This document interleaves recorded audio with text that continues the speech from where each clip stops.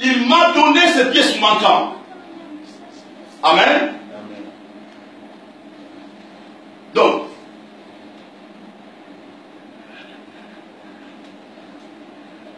ce que nous pouvons retenir, lorsqu'un leader, il vient avec son choix, il vient avec quelque chose, et qu'il présente,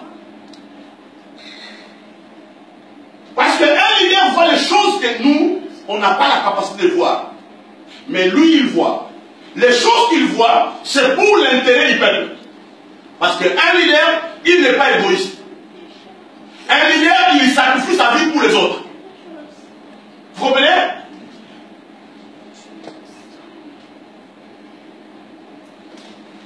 Et quelle autre part, lorsqu'un leader, il amène quelque chose, ou une proposition, ou il nous présente quelque chose. Maintenant, quel est notre devoir?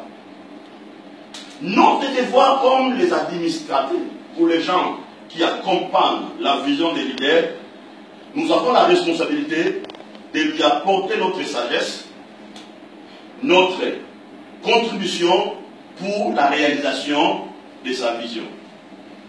Pourquoi j'ai dit cela? Parce que la Bible déclare, son père et sa mère ne savaient pas que cela venait de l'Éternel. Vous comprenez?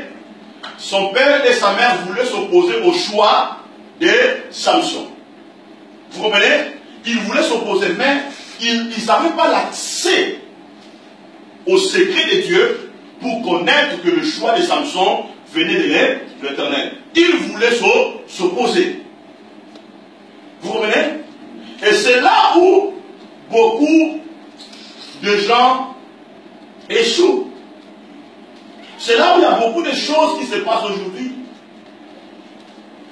Parce que beaucoup de gens ne comprennent pas, je dis bien, beaucoup de gens ne comprennent pas que lorsqu'ils sont dans un système et que la vision est bien définie et que la vision est bien présentée, les gens qui sont dans le système, ils ont la responsabilité d'apporter leur sagesse, leur contribution pour la réalisation de la vision. Vous comprenez? Au lieu de s'opposer, on doit apporter de la contribution. C'est pour ça que vous allez voir les hommes comme Josué. Josué, il avait compris la vision de Moïse. Il savait là où Moïse les a menés. C'est pour cela, quand la guerre arrive, Josué a risqué sa vie à cause de l'avenir. Non, il n'a pas risqué sa vie à cause de Moïse. Non, non, non, non. Mais il a risqué sa vie à cause de quoi? De l'avenir. Donc cela veut dire, il a défendu la vision de Moïse.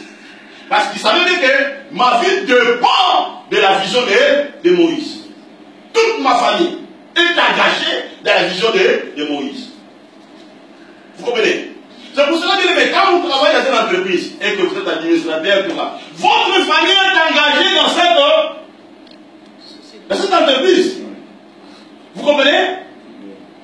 Quand tu ne portes pas ta contribution dans cette entreprise, lorsque l'entreprise tombe, il y aura les conséquences là, c'est là répercuté aussi avec ta famille. Est-ce que vous comprenez?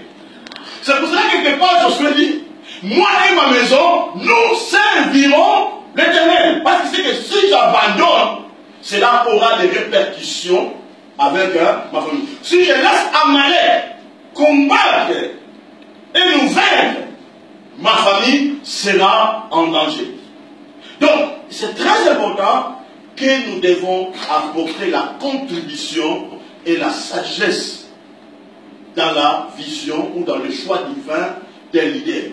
Je dis bien un vrai leader, pas un leader qui ne sait pas là où il amène le champ. Vous comprenez?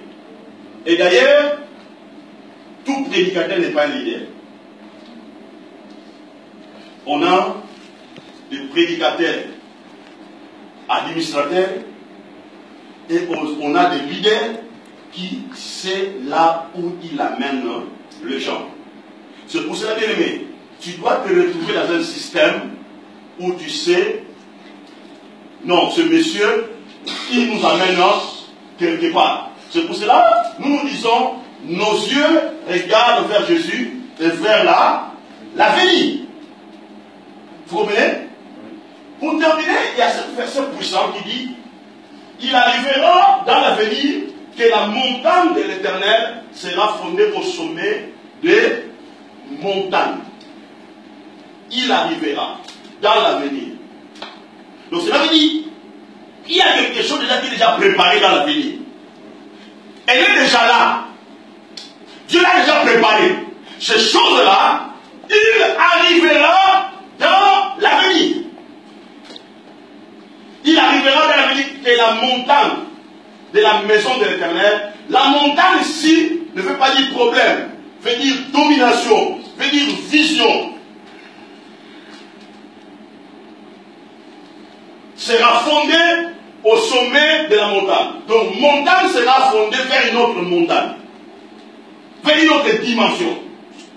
Elle se lèvera au-dessus des collines et de toutes les nations afflueront, de peuples s'y rendront en foule et diront, venez, montons à la montagne de l'Éternel, à la maison du Dieu de Jacob. Il nous enseignera ses voies et nous marcherons dans ses sentiers. En effet, c'est des sillons